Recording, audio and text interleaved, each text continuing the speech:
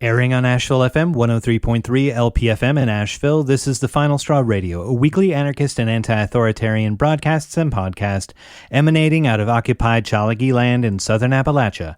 We bring you voices and perspectives from projects and struggles all around the world, and you can find our archives, transcripts, ways to follow us and support us at thefinalstrawradio.noblogs.org. This week, we're sharing two segments. First up, a chat with No Bonzo, anarchist historian, printmaker, and artist, about how they develop their art, the historical work that they do, and some upcoming projects. You can find more of their work at nobonzo.com, and you can find more No Bonzo from the ACAB 2024 presentation that we shared titled Art as a Vehicle for Anarchist Ideas, which is available as the December 15th, 2024 Final Straw episode. And check out the YouTube video that's got the slideshow attached to it. Then you'll hear comrades from Frequenza out of Germany speaking with Eylem, a trans woman and an activist from Istanbul, about current protest, queer and feminist perspectives, anarchist participation, and needs for solidarity for folks in Turkey. The segment will be featured in the April 2025 episode of Bad News, Angry Voices from Around the World, the monthly English language podcast of the A Radio Network, which will be available later this week. So keep an eye out in our social media and updated links in the show post. You can find more work by Frequenza at frequenza.noblogs.org, and more from the A Radio Network and its contributors at a-radio-network.org. Hi, today is the 13th of April 2025, and we have an honor to talk with a person, a comrade from Turkey, about current protests and the situation there.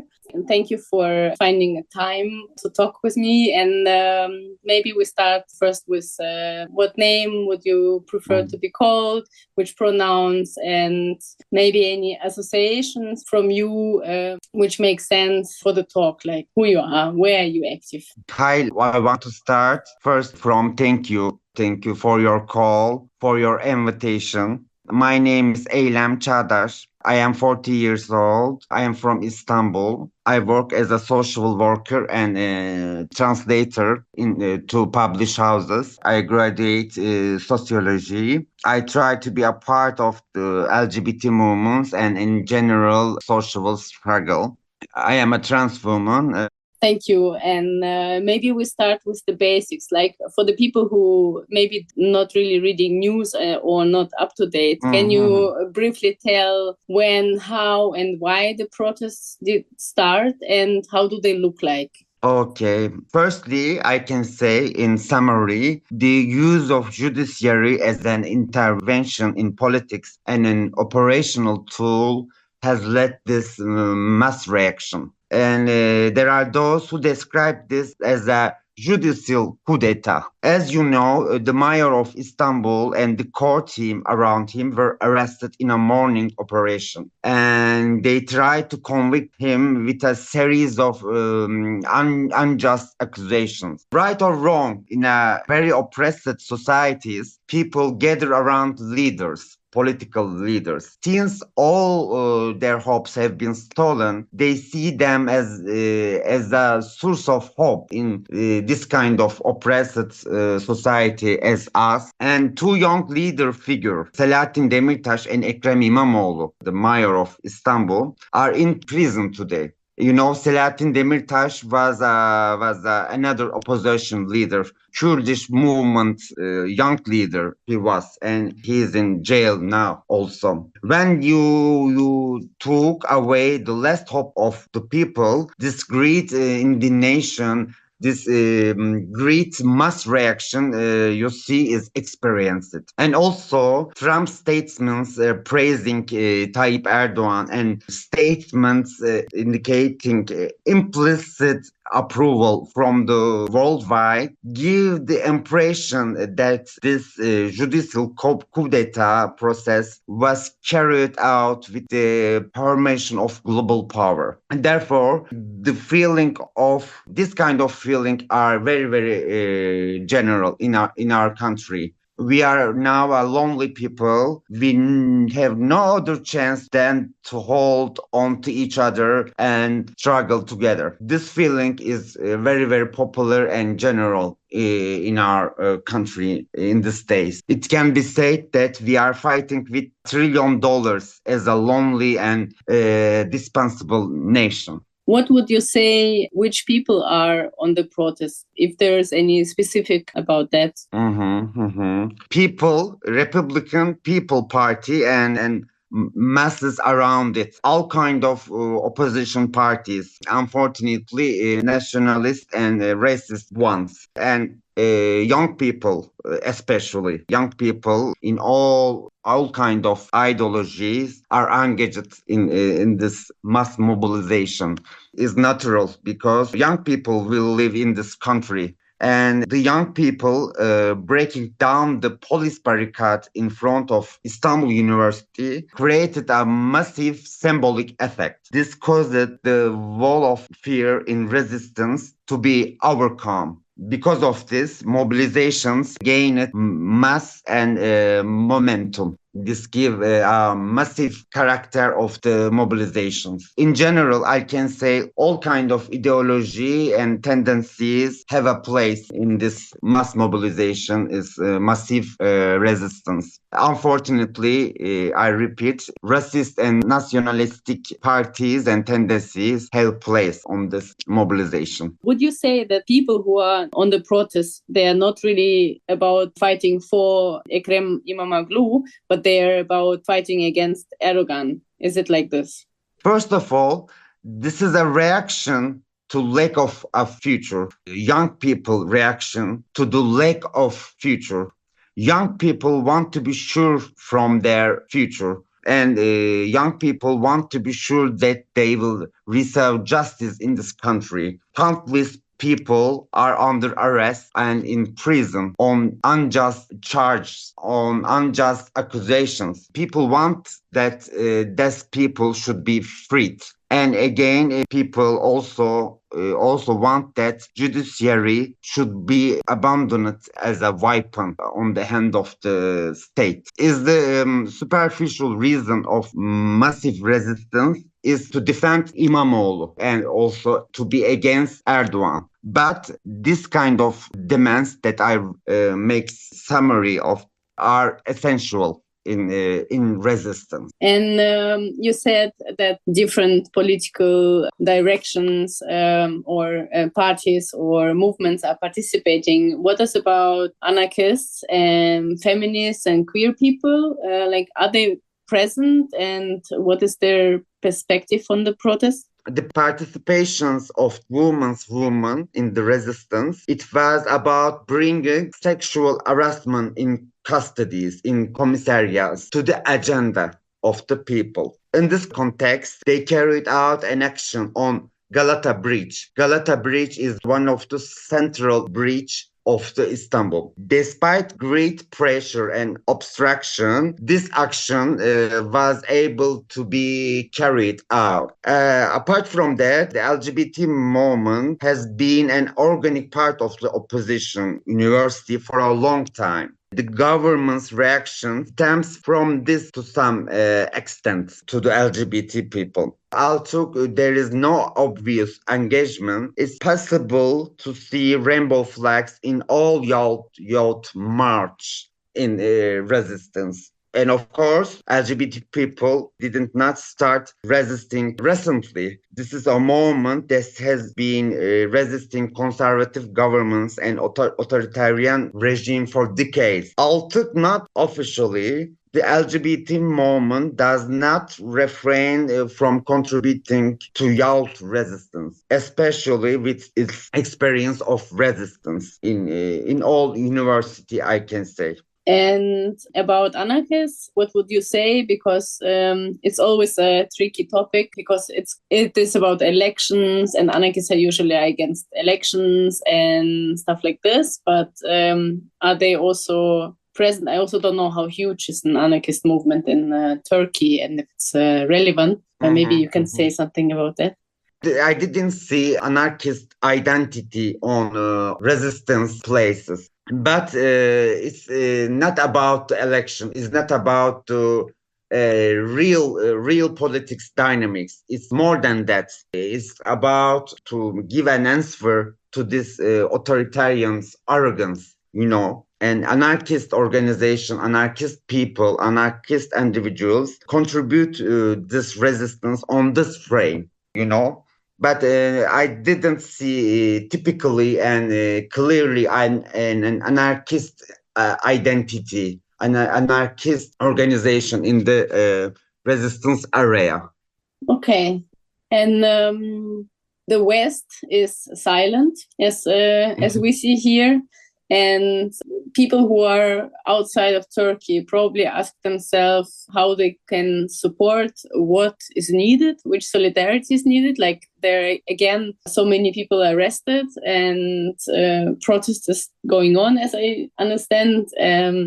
What do you think? What do you need from people from around the world? First, I can say this. Our friends in Europe are like living in a satellite city with high walls. There are such a high and thick walls between us, and that it prevents us from hearing and understanding each other. The Western media also deliberately mispresents what is happening here. The truth about Middle East, the truth about this kind of country like us is lost in the fog of disinformation. We should stop getting to know each other through mass media. Firstly, I can say that organic connections should be established with society, with civil society, with social movements here. The truth, the real information can be gathered only from this way. We should really starting listening to each other. And also the financing of global war regime in Middle East and authoritarian regimes should be abandoned. Our friends in Europe should put pressure on their own governments in this direction. We must stop to finance global war regime, paramilitary groups in Middle East, in Third World, and authoritarian regimes worldwide. These points are important, I think. And if people want to keep themselves updated about the situation, or maybe also to look at the projects or networks which could be supported, is there something you can recommend? I don't know, it can be in English, maybe that's easier, but also some things in Turkish, online tools are helping us to translate. So maybe there's something you would say is important to read. Yeah, the address that I will say to you are my preference also. And people from NGOs, people from social movements prefer this web address. Firstly, independent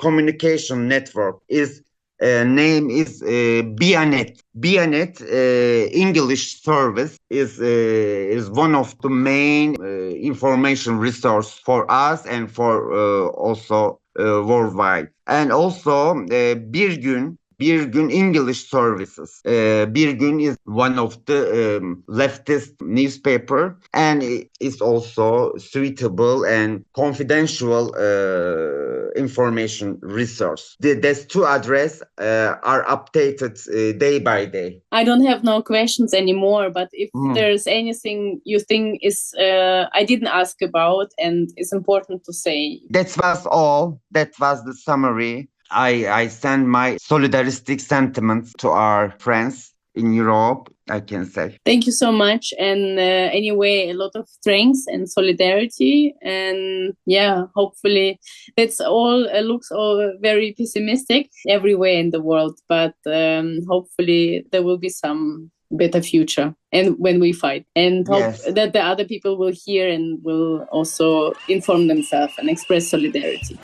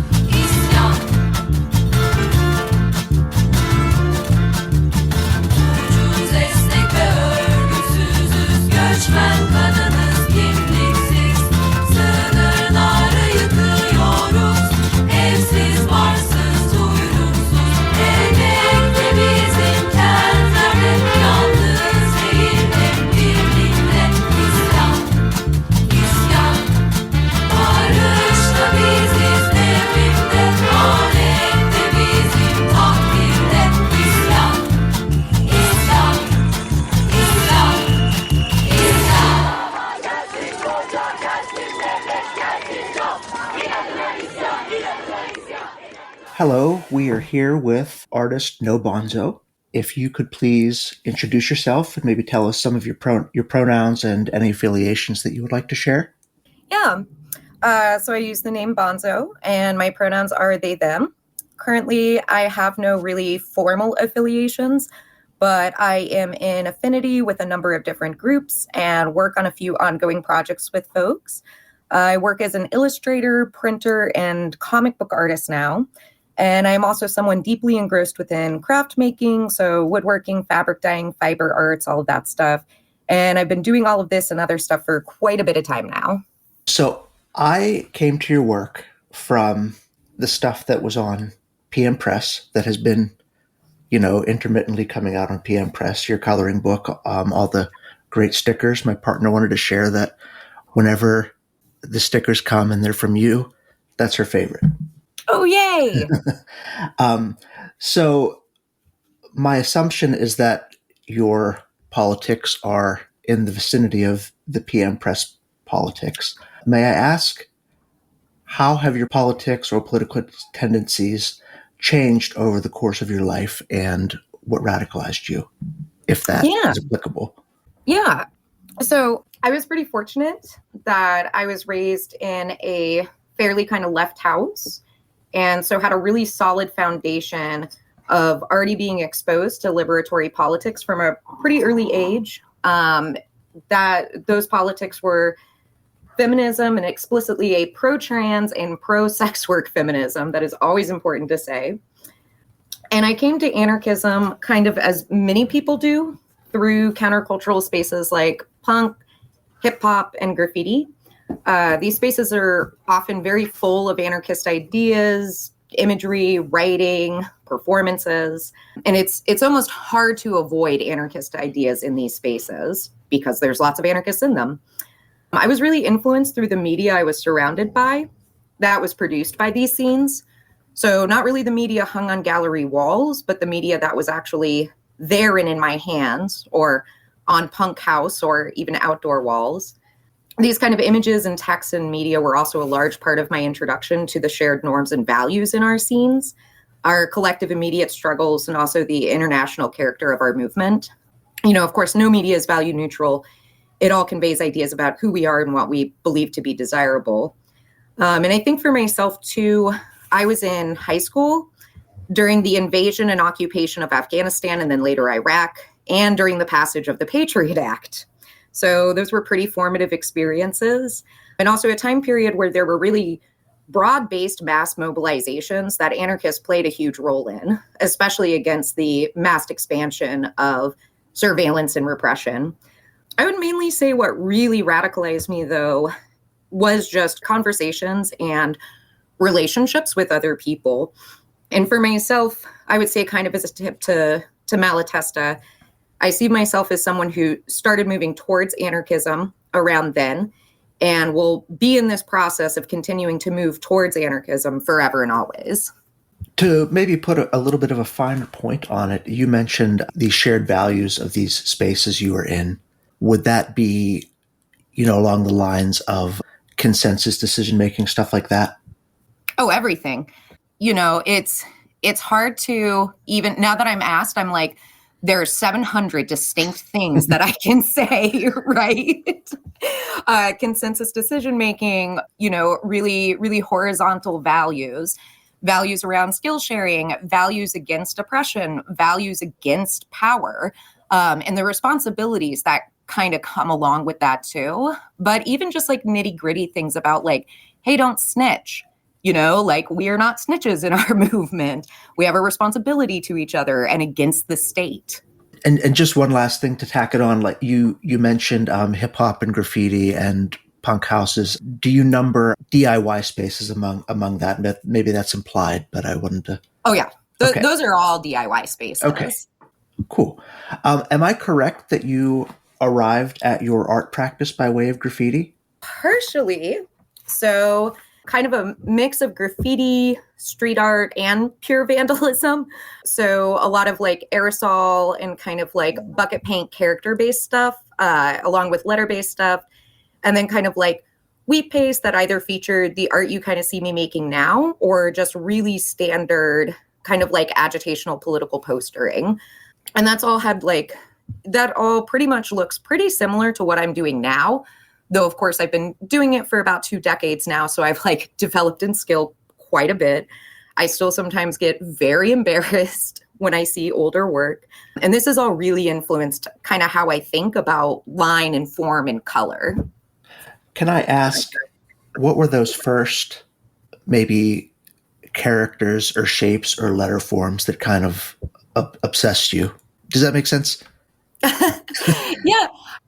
It was just what people who were in the neighborhood that I was growing up in was doing, and also what I was seeing, just when I was like driving around in a car or on a school bus or something like that. And a lot of that imagery that I was influenced by, I think, was like pretty standard what you see on punk house walls. I think these are images that a lot of people can like pull up if they're from my generation. So things like, we don't have to each other to survive, follow your leader, a lot of Crime Think posters, right? Okay. All of us have seen the Crime Think posters. Sure. And, those are just something that really produce a lot of like desire to go out and make that as well. Yeah, I ask. I mean, I've known a few artists in my time, and the through line is that their hands are never still and they're always doodling. And if you can catch a glimpse at what they're doing, a lot of it is repetition. You know what I mean? Just kind of muscle memory. And that's why I was curious about that. Yeah, I think particularly when you're working outside too at scale. So if you're doing graffiti or street art or any of these things, you're working in a huge scale. So you're having to think about something that not only you can accomplish as some person who is like maybe small, and you're trying to paint something that's like 12 feet tall, you want that to maybe translate to somebody who's like 100 feet away from it. So you're often kind of like memorizing how to do certain things so you can also do them quickly and get out of there. And you're also kind of thinking about like how that line and form does translate in that scale. So, repetition is something you'll see a lot of graffiti artists using, a lot of street artists using, and also a lot of printmakers. My next question, part of the last question, why is vandalism such a powerful tool? I think that you would probably have a lot to say this, but I wonder if maybe you could contextualize it, especially in the context of what we're seeing with these ugly Cybertrucks. Oh, yeah. I just got to notice my microphone appears to be noisy because I was so excited thinking about all the little Cybertrucks under their fire blankets and just all the beautiful solidarity that we've been seeing even across borders. I think just like pulling back a little bit and thinking about graffiti, street art, and vandalism more generally, I would say that just right out the gate, if we lose our ability to put our work and our thoughts online and all of our presses get raided and our cell phones are jammed, there's always a wall out there, right? So they can stop you from posting, but they can't stop you from spray painting or gluing on a wall. They can catch you, but they can't stop you. And we know, especially through many huge social uprisings, like especially, in Egypt, like cell phones were jammed and things were shut down. And a big way people were communicating with each other was just writing on the wall. I see kind of like graffiti and street art and vandalism kind of within much of that same lineage of our DIY presses and platforms. There is an immediacy to that expression that can be hard to achieve elsewhere, right? You can make your own zine and pass it out on a blanket. You can wheat paste a poster with just some Elmer's glue or flour and water. And you can write words on the wall with just a can of spray paint or bucket paint. I know that the internet has provided us with a pretty, fast and high ability to communicate with each other, but that's still up for censorship, and your identity can be surveilled in a pretty direct way through there. Whereas like painting, pasting, stenciling, or even throwing a Molotov cocktail at something can be a really accessible and largely unmediated way to communicate something. And I think, in this broad sense that we've just seen tons of attacks on Tesla dealerships, tons of Cybertrucks going up, this is also like across borders. There was a huge attack in France that I know I was really stoked to see, really appreciative of the comrades out there. They're definitely doing a pretty good job communicating and also inspiring other people to action, because all of these are highly reproducible acts. Absolutely.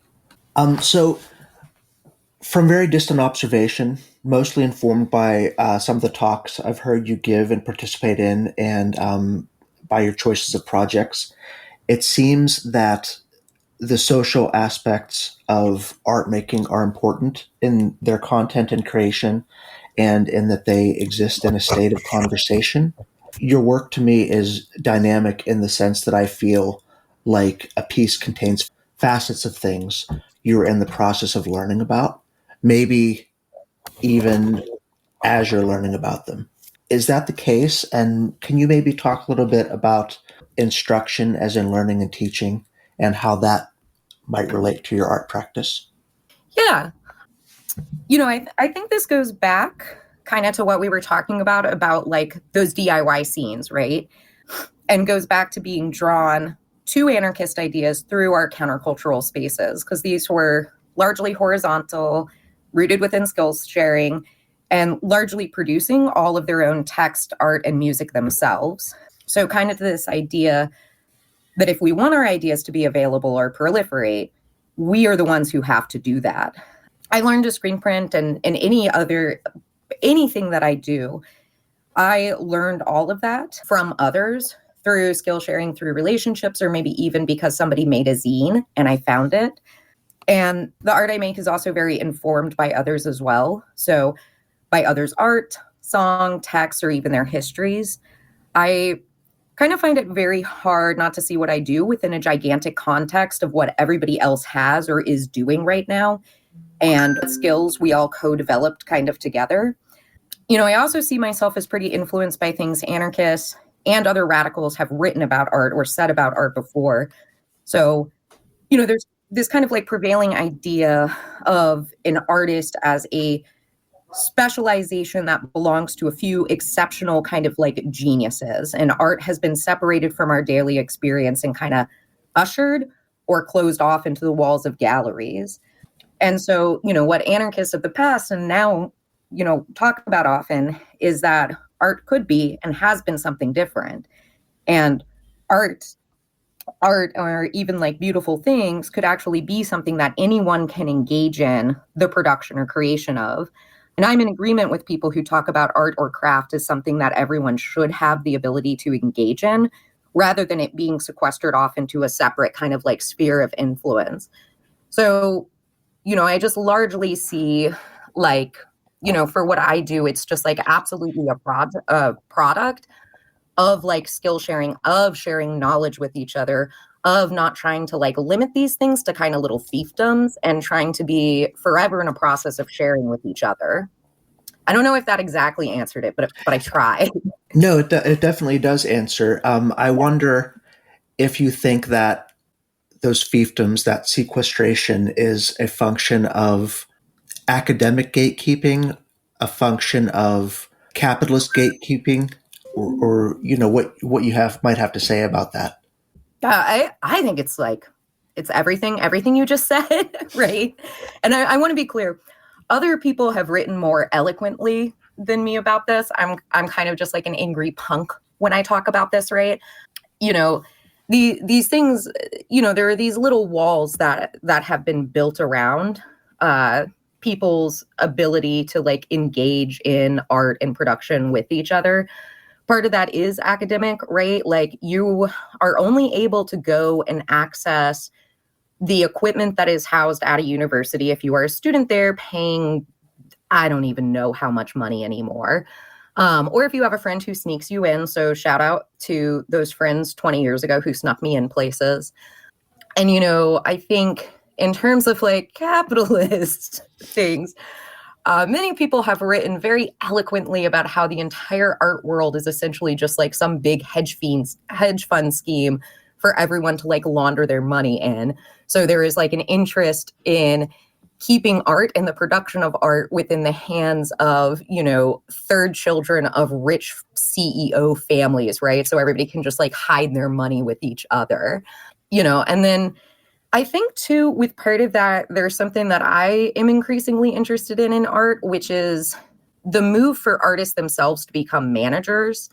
So I see a lot of art nowadays that gets produced and it'll be like, I don't know, it'll be like a huge constructed thing. And the artist is like, I designed this and stuff like that. And then it's like they actually paid people to design and actually construct the whole thing. And the artist value is essentially like the cultural or intellectual capital that is like applied to that, right? Like it's not about like the physical thing itself or even what it's doing. It's this person's name and the fact that they wrote a fancy paragraph about it. Right before one of the last, I think, talks that David Graeber gave was a very lovely talk just on artists are all becoming managers now. Like nobody makes anything anymore. And I think too, if you want to go even further back and look at kind of what people like the arts and crafts movement were saying. So these were a lot of folks in around, like the end of the 1800s, beginning of the 1900s. They were talking about this like massive push towards industrialization that was removing people from both craft. So both the access to the different like tools and skills that people made it with, but they were all just funneling them into factories. So you were working like 12-hour days and you didn't even have the ability to be making like a set of plates for you and your family to eat off of or something like that. So I don't know. Sorry if that wasn't too eloquent. No, it's perfect. It's just perfect. I wonder if you could if you would make a distinction though between the managers, the artists as managers, and the passing out of information through, things such as apprenticeship. Like, what are your thoughts on that? Oh, yeah. Within like apprenticeship, right? And like apprenticeship is something that I'm mostly familiar with through reading history. It's, I know, folks are still doing that. It's not something I've been able to experience or enjoy. But, that is a transmission of a collectively shared skill that's collectively developed, right? Sure. It takes thousands and thousands and thousands of people to get together and think about what is the best way for this wood joint to come together, or what are all of the different interesting techniques we can make to bind this book, right? Whereas with like the artist as manager, all of that actual labor and craft is completely invisibilized, right? Like it's about having the genius idea and about being like the special ordained person who came up with the genius idea. Sure. And then the design and the labor and craft is all, I know a couple of people who do this labor and craft and they get paid, right? Like they are not taken care of or anything like that, right? And they are completely like written out of these art histories. So, kind of going back to almost like the cultural or the social capital as art, rather than this actual like kind of shared collective process we can all engage in, we can all share with each other, and we can all become a part of. Yeah, that makes sense. Having worked in a variety of media at this point, can you speak to preferences or differences in your approach across media? That might be too broad of a question. I can hone it in a little bit if you need me to. No, this one is actually one that's really easy for me to answer. Okay. Because this is something I think about a lot, because I work in about like 100 different media. I just don't post most of it, or I don't share most of it. My preference is always going to be for what is the most accessible and reproducible medium. And this is why I'm so drawn to printmaking and illustration as a whole, as this is, usually whatever you're making, it's so easy to transmit that to other people and even across distances. And also the means in which people like do these different crafts, like do printmaking. A lot of folks can learn to access screen printing or block printing nowadays, even just through grabbing a library book or watching a YouTube video. You don't even have to ask a punk anymore. Like this information is widely available. And I would say for most of the stuff I do, like very few things are in kind of these like full painterly colors. One of that is because I'm still learning how color works. But two, it's really hard for somebody to be able to like replicate like full extravagant kind of painting. And I really love being able to send images to folks across borders or states and have other people be able to use them for whatever they want. There's a lot of work I just do on my own and just very rarely share. As for me, a lot of that work is more just like, I'm a nerd and I'm interested. How do you make a pottery? How do you make a bookcase? How do you make a rug? You know, for most of the work I share, it's shared with the intention of like, that is reproducible for other people. Okay. I think of your work as sort of synonymous with PM's branding at this point. Do you have a lot of freedom in what you give them? And do you work from any kind of a creative brief, or is it more casual than that? It's a lot more casual, but my friend just asked me the same question about a week ago. And I'm really happy with that too. And I love this question as it kind of speaks to those punk and relational roots we've kind of been discussing and touching upon. So just over the years, I developed relationships and found a lot of deep affinity with the folks over at PM Press.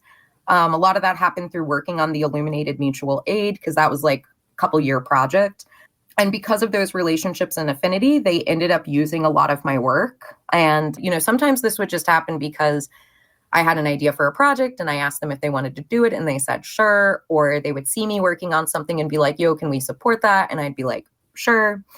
You know, it all happened pretty organically and developed throughout the years. And I just feel really lucky to have a relationship with a press who largely seems to trust me and what I want to do, and also shares a lot of those same interests that I do. To circle back a little bit, can you go into a little more detail on the Illuminated Mutual Aid project? Oh, yeah. So back in, oh, goodness. Well, maybe I'll just explain what it is. So I don't even remember what year it released anymore. It's so embarrassing to like admit that, because I think it was 2021. A number of years before it was released, I decided that I wanted to kind of take a lot of the art that was influencing me at the time and a lot of the history that was influencing me at the time, which was the presses and broadsheets and publications that were produced within that early 1900s kind of anarchist scene, and apply it to Kropotkin's Mutual Aid. So this is Kropotkin's Mutual Aid that was published, I believe, first in like 1902. I could be a little bit wrong. And I basically did a treatment of his book where PM actually went in and fixed all the typos that had persisted for like 100 years.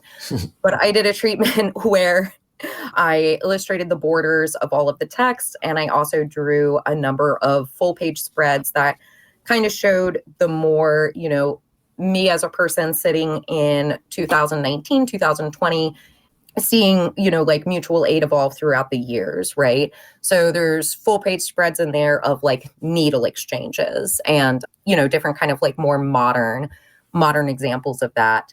And so, you know, I worked pretty much within the tradition of the Kelmscott Press, which was one of the early arts and crafts movement presses that featured a lot of the like kind of really prominent people within that movement. And they would just make the most gorgeous, beautiful books together.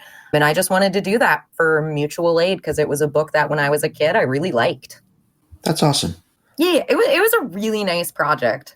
Now I need to do another one or something. I don't know. Like, got to get to work. You know, to touch upon how you value your work being reproducible, that kind of brings me to my next question. And that is that I've seen your work presented as stickers, as I think back patches, T-shirts, coloring books. When you are creating a piece, do you have a particular vision for where or how people will see it? And is there a special appeal in having people choose where and how it is displayed, as in the placement and the coloring, for example? Sometimes. So one of my current pieces that right now kind of exists as a tapestry, a coloring book page, and also as the cover of a comic, it actually kind of got started with me trying to design doors for a bookcase I was making. So this is an image called The Beautiful Idea, and it has figures with some foxes and like baskets and stuff looking across a valley, and a circle-A sun is rising. And when I first started making this was just to solve the problem of, I have a lot of these old anarchist art books. I want to make something bug-proof and pretty to put them in. And then it kind of just like took off on its own steam and evolved, and then became a thing that was actually, not just for me in my room and keeping my art book safe, but, is now just another thing that's kind of art, kind of out there. I think what I'm most interested in is how folks who may take one of my images choose themselves to bootleg and change it, because that's always so personal for them and how they have a personal, or how they interpret the piece or have a relationship with the piece, or even what their particular kind of like passion or desire or like craft making process is. Some of my favorite ways I've seen folks incorporate pieces is in quilts, actually, because I'm like, oh, I want to make a quilt too, and that's just cool and cozy. I love when folks print their own shirts or put things onto flyers. Like, I just love seeing folks use it. I have this friend in Graffiti who would talk about the moment you finished painting a piece and stepped away from it, you were just done with your relationship with that piece, because it's probably going to get buffed in a little bit. Buff is the term for when they paint over graffiti. Okay. So, that piece was going to get buffed anyway. So just walk away. It's not yours anymore, right? It just exists out there. And I kind of feel that way about a lot of the stuff I make. Like the moment it's done, it's just done. And now it's just out there for folks to do whatever they want to do with it. I would imagine that, in the communities in which you participate, you have sort of re-encountered your work organically. Yeah. Is that an interesting feeling? Yeah, that is always, someone actually painted a piece of mine on a wall out in Portland, and I almost like fell over when I ran into it. Like I just couldn't believe just how exciting that was to see. And I have no clue who this is. It wasn't me, but somebody like painted something of mine on a wall. And like, I don't know, that was just one of the like coolest feelings. And yeah, when I see it, sometimes it's awkward. As folks know, I, don't really share what I look like or anything like that. Sure. And I also don't sign my pieces. So sometimes I also run into somebody and I like assume like they know what I'm thinking. And it's just almost like an awkward moment if I get excited and point at them. And then they're like, what is this person doing? So yeah, it's a lovely feeling. Yeah, I love it. What I came to understand, based on some of my background research, is that you're sort of a historian in a sense, in that you're always researching. Can you talk a little bit about the research you're doing, or the research you have done, and maybe how that intermingles with your art practice? Like, I guess one thing that I'm particularly interested in is if stuff that you learn about finds its way into your art before it's, I guess, for lack of a better term, like fully digested by you. Yeah, I definitely think so. Okay, so the first question is history research. And then the second is, am I sometimes like processing the results of that history research through my art? Yeah, and I guess maybe more broadly, even how you found your way to this kind of research. Does that just kind of a holdover from your youth, from your childhood? It sounds like it could very well be. Yeah. I think what really sparked this interest was a project I started doing a number of years ago, which is specifically looking into kind of like women's histories of participation within anarchism.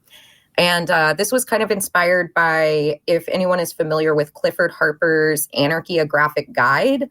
This was something that when I was younger, I had as like a really shitty photocopy that couldn't even be stapled because it was so thick. And I have a very dog-eared copy of it that I found used somewhere. And for anyone who's familiar with this work, it's like really gorgeous. Clifford attempts to do kind of like a broad view of the anarchist movement, and he illustrates the whole thing. And Clifford Harper is just like a phenomenal artist that if you are in anarchism, you have seen his work, even if you don't know his name. He's just absolutely lovely. And he is also still with us and actually coming out with some screen prints lately, which is cool. And so it was just a project of, okay, so I want to do this. and do this like fully illustrated and talk about anarchist history through the stories and lives of these women. And, I think I'd had like an idea of like anarchist history more broadly. But when I started getting into a lot of the specifics and the nitty gritty of it, it was really just overwhelming and like swept me away. Like, it's so much larger than if you're like really getting into the study of it and committing yourself into it. It is a gigantic history. And it is like also like a very fascinating like transnational history too. And I feel that I pull so many endless fascinating things from it that I am constantly thinking about that are constantly influencing me, and definitely get like incorporated into my work. I think something that was a little unexpected for me is that I'm really now into the music that a lot of folks were producing back then. And so I will hear a song that's like very moving, and I'll actually like kind of make an art piece based off of it while I'm still getting into who made this song, why was it made, what is the context in which people were even transmitting this song between each other and also like across borders. Yeah, that's exactly what I wanted to know. Thank you very much. Oh, you had a piece in the recent edition of World War III Illustrated. I'm not sure if that was your first piece in there or not. It was. That's awesome. Congratulations. Did you grow up reading World War III Illustrated? Is that like part of the stuff that you were taking in? So I grew up reading Seth Bachman, who is one of the main, he's like the editor, right? Right, or like yes. the main editor. Yep. Yeah. So I guess I would like to know, comics are kind of my obsession. Where do comics fit in with your influences and your practice? And it seems like you might be moving towards them more so lately. And I guess just more generally, like, tell me about your relationship with comics. Yeah. So funnily enough, comics were some of the first introductions I had to like anarchism. And one of the main things I've consistently really had an unbroken interest in since childhood. I just adore comics. I love them. Also animation, cartoons. I love animation and cartoons. And both of these things are one of the things that like really also sparked my interest in wanting to draw, was just comics and cartoons, right? And especially it's something that like most folks are pretty surrounded by and can like access those things too, right? I had a parent who was really into what were at one point considered underground comics. Now I think, a lot of these are like pretty famous, like Alison Bechdel's Dykes to Watch Out For, right? She got like one of those fancy MacArthur grants. Like a lot of people know her now. It's not just like in underground lesbian newspapers. Sure. And then from there, I kind of got into more big box publishing stuff, like the Vertigo imprint from DC. A cousin gave me not all of the Invisibles, but gave me a bunch of the Invisibles when I was younger. And the Invisibles, not saying it holds up, but I love it. It is a product of the 90s. Very big ideas in there. Yeah, there's a lot of big ideas. And its author, Grant Morrison, is someone who clearly knows about and has been friends with anarchists, because there are anarchists in there and there are references to anarchists in there. And then I got exposed after that to stuff like the work of Seth Bachman and Eric Drucker. So for folks who are unaware, like both of these are kind of like hugely prolific comic artists who are part of a longer tradition of radical comic or graphic novelists.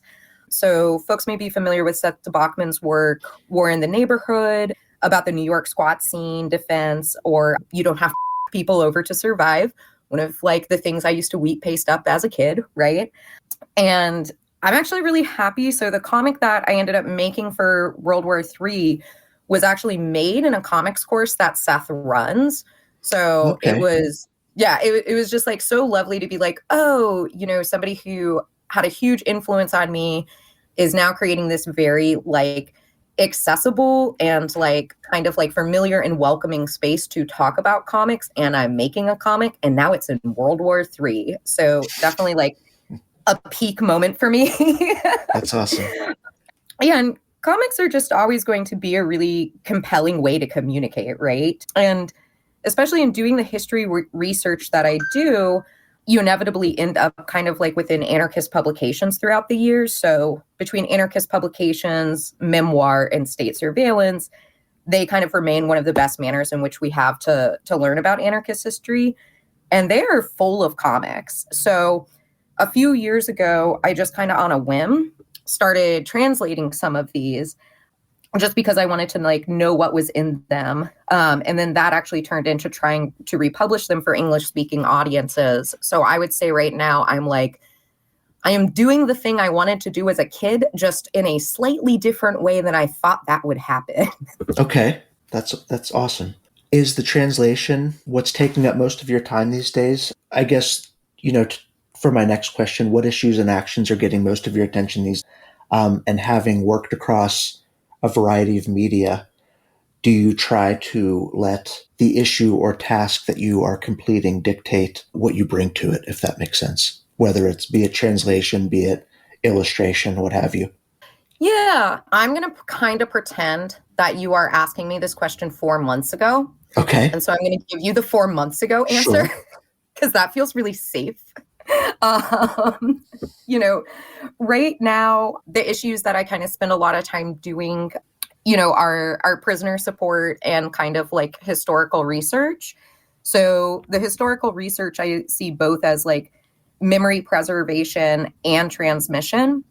I'm also working on translating some comics right now. So I am working on translating some comics that talk about the anarchist resistance to Italian concentration camps, which, people may find illuminating. I'm still distroing, kind of like passing things out, doing Skillshares on printmaking. It's kind of hard to say I ever really have a focus on anything because I just get gripped by a project and then I do it. And I'm usually doing a lot of different things at one time. So I just have like an obsessive amount of to-do lists that I keep around to try and keep me focused. I would just say so I recently translated, or this came out a year ago, translated the work of Roberto Ambroselli, the Anarchic comic. And I think I did that in just a 3-month, straight focus, just running for it. And that included research and getting connected with folks and tracking things down, blah, blah, blah, blah, blah. And then now I have a project that within a week I translated half of it and it's been sitting there for 4 months now, right? So I doing what I can. Am I correct? I'm imagining that you have done so many Skillshares over the years that you kind of have a ready-made approach and you can just kind of drop in the unique aspects to it. Is that about right? Yeah, I think, you do want to think about your audience. Something I really like doing a lot is working with very young people. And, it's definitely always going to be different if you're working with folks who are, say, 8 to 14 than if you're working with your friends who and, you already have an incredibly deep rapport with, right? But also a lot of these skills, they're really accessible and simple, right? They do take a little bit of practice, and they take familiarity with, you have to build up muscle memory to do them, but they're very simple. What is it about working with kids that you enjoy? Kids are f***ing rad, and they are super cool artists. And they are trapped within any number of generally really horrific power relationships, and I think that it is good to create spaces with them where they can make huge messes and make huge mistakes, and people are just going to be supportive of them and have fun with them and not try to maybe replicate those power structures that will exist in a school or maybe within a church or something like that. I just naturally like working with kids. I think it's really fun, especially mural painting. It is chaotic. I want to be clear about that because you're working with paint and young people. But it's just really a delight. I'm really always saddened by how excluded children are too from a lot of our spaces. And sometimes that's for necessity, right? Sometimes we're doing something really dangerous and it would be irresponsible to invite a young person. It would actually remove agency from them to take them into that space. But out here, myself and some friends do a number of like kind of prisoner solidarity events. And I'm really happy that we make all of our events very like inclusive and actively inviting for children's participation. Yeah, I just like kids. I don't know. Can I maybe ask what an example of an event like that would look like? Oh, yeah. This is a little nerdy. So, well, everything we do is nerdy, and that's great. So a little bit back, we did a pie eating contest. So, oh, right. Okay, I heard about that. Yeah, we did a pie eating contest. And then there was also pin the Molotov on the cop car. And there was like apple bobbing and a couple of like in board games and just like a big also like food share. So like everybody brought savory pot pies to it too. And it was just kind of like a chill, raucous event. And we raised money for prisoners. Some letters were written. We welcomed somebody back from prison. So one of our 2020 political uprising prisoners had actually just been released. Hell yeah. So yeah, it was just kind of like a big, joyous, raucous event. And kids got to eat pie and pin Molotovs on cop cars. To kind of button things up, I guess, your art very clearly exists within a tradition. I wonder, from a visual standpoint, what does your art take from the anarchist art that came before it, and what does it add? Oh, a lot, because I steal a lot. So a very small number of my pieces are direct copies, like within my own style, because a lot of times just me and these artists would be using different mediums. So it'll just fundamentally look different if I'm drawing it in pen and ink and they were, like carving out of a piece of pine. And, usually I take these images because I adore them and I'm like, I want these back in circulation.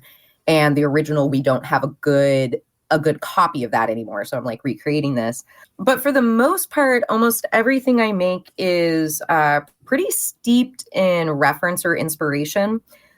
I also really enjoy taking those references from history and just like incorporating them into my current work. So for example, something I really am enjoying drawing nowadays are these circle A suns. So just a sun is rising in the background and it has a circle A in it. And this was something that was actually very popular within Catalonia in the 30s. Like if you're going through a lot of their publications, like you see this motif repeating over and over again. And whereas I've never found a explanation from them about like what they thought that meant, what that to them was a symbol of, I feel that to me is a symbol, kind of that Malatesta quote that I mentioned earlier today of like, oh, forever moving towards anarchism, or even a Belgrado Pellegrini line, anarchy's jubilant dawning, right? So, I'm really interested in these kind of like symbols and signposts that you even see moving through history. So an example of this, and I collect these too, this is like a weird side collection I have, is there is an image of a sower. So by sower, the person who walks with a seed bag and they throw seeds onto the ground to propagate. Okay. And the earliest one I could find was like a 1500 wood block. And then I find Camille Pissarro, who was an anarchist artist. I find him making it. Then I find Luis Moreau, who was another anarchist artist, making it too. Then I find Clifford Harper in the 60s making it. And then Eric Drucker, I want to say like probably 95 or 97 making it. And then I've also made it and I put it in the Mutual Aid and I'll probably make it again. So I'm really interested by how even just like some of these direct images, because it's not just a sower, it's this like very specific like posing and light that's used, but how those will even transmit through hundreds of years of art. And I just kind of largely see myself as just another participant within our greater kind of common and collective treasury of art and text and song. What I'm particularly adding, I'm not sure, just maybe my own particular quirks or ways of looking at shapes and lighting. Carrying it on is enough, I think. Yeah, sometimes carrying it on is enough, right? And that's, with anarchist history, like the most important thing is just carrying it on. Well, that sounds like a great place for us to stop. Yeah. Thank you so much for taking the time to talk to me. I'm glad we finally got to do this. Yeah, I'm sorry it took so long. I got a job last year. Okay. I hate when that happens. I hate when you get a job, but it definitely changed my life a lot. So sure. Oh, I do have a pitch for a book if you want one. Sounds great. Yeah. So I just got the notice that these got back from the warehouse today. So Shadows in the Struggle of Equality, which is a history of the anarchist Black Cross all the way back to its original formation, originally written by Boris Yelinsky, and then Matthew Hart, a historian, labor organizer, and participant within the LAABC, has done an incredible job footnoting this whole thing and writing a new introduction to it. And then I contributed a great number of portraits to it because I study a lot of the ABC secretaries. And when this book was initially produced, there were very few copies of it. And it was really going to like an aging anarchist kind of movement. And this book is being like put back out there and updated currently for our current like anarchist movement to hold on to this history of the anarchist Black Cross that has run as almost a continuous black thread throughout the entire history of anarchism. So I'm pitching that book, 4 p.m. I'm really excited about it. It's one of my favorite books. So that's my book pitch. Anything else you want to plug? No, thank you for letting me do that last minute. I just really love this project. Not a problem. Not a problem. All right.